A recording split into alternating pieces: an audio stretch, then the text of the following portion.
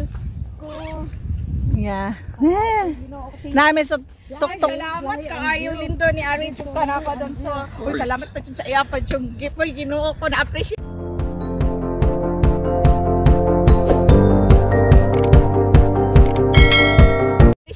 For sincere.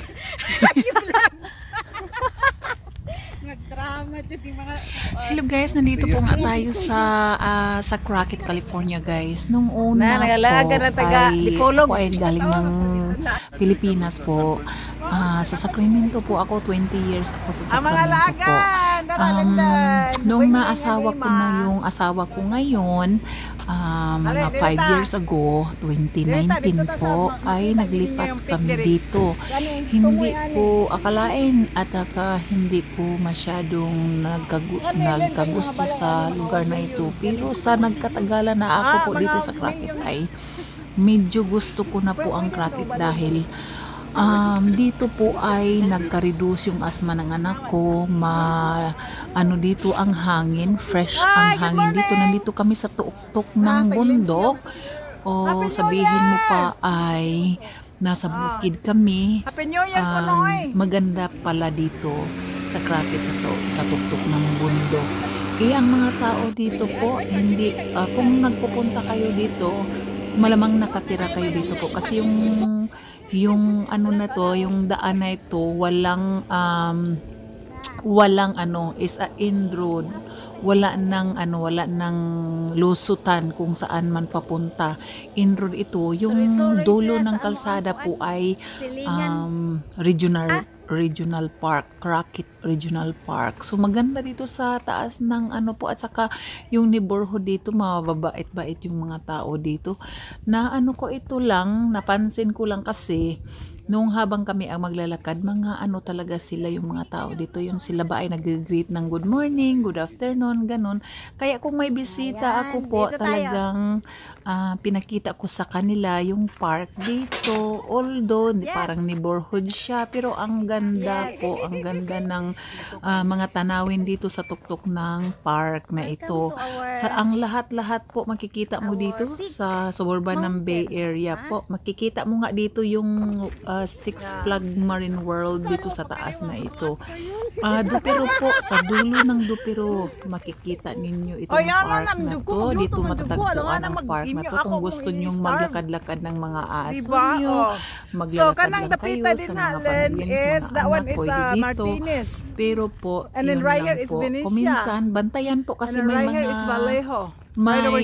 mga baka po dito po, ay mga cow na kung minsan, of course naman talagang may fence ito, so pwede naman papasok, kaya lang magbabantay pag may mga baka, kasi ang daming baka. One time po is hinahabol kami ng baka dito. Lakas ng tumakbo ng anak ko noon. Pero ngayon na panahon na yun, makikita mo naman wala ang mga baka dito. So kami ay pwedeng pumapasok. Bantay-bantay lang po sa daan kasi may mga dumi ng mga baka. Ayan lang po. View sa taman ni amo ang view diri sa tuo tamong bukid. Kung nandito po kayo banda, wag kalimutan, dadalawin ninyo yung place na ito. Dito lang po sa itaas ng Dupiro. Dupiro po ang dadaanan galing ng post office. Iyan po, hindi na kayo maligaw kasi isa lang po ang daanan dito. Kandila, magrosaryo balik-balik na mo yun ay gibuhat sa kong nanay agi sa imong auntie.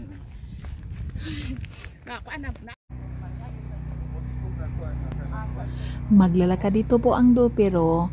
Hindi po nga natin maiwasan po na mapasayaw ka sa kagandahan po dito. Ang mga tanawin po, makikita mo din dito ang C&H Sugar Company po. Nandito dito po ginagawa ang C&H Sugar.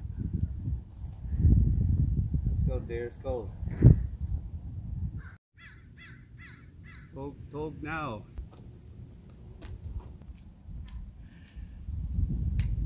If I get over here, everybody's about car, but over there, I'm scared of people. Sa bandang dito po sa medyo dito malapit is dito magtitingin yung mga ano po pag New Year or Christmas dito sila nakatambay kasi makikita dito yung mga fireworks dito guys. Oh, dito sila sa tuktok ng bundok makikita yung the whole area po na nagpa-fireworks sila dito. Amis lang po tayo sa mga neighborhood natin dito dahil ang mga bulaklak na alagaan nila. Kahit hindi na po, kahit weed na po itong mga berries na to. Talagang nakakahanga yung mga berries na to. Hindi naman siya eatable din pero ang gandang-gandang tingnan po. Bantay-bantay lamang kasi ang mga tao ditong nagpa-park po ay nakapark na sila sa talagang sidewalk na po guys dahil space is limited talaga dito banda. Nakakahanga ang mga bunga ng mga berries po. Ito ay ang kadami-dami dito sa amin ay hindi naman po siya eatable po.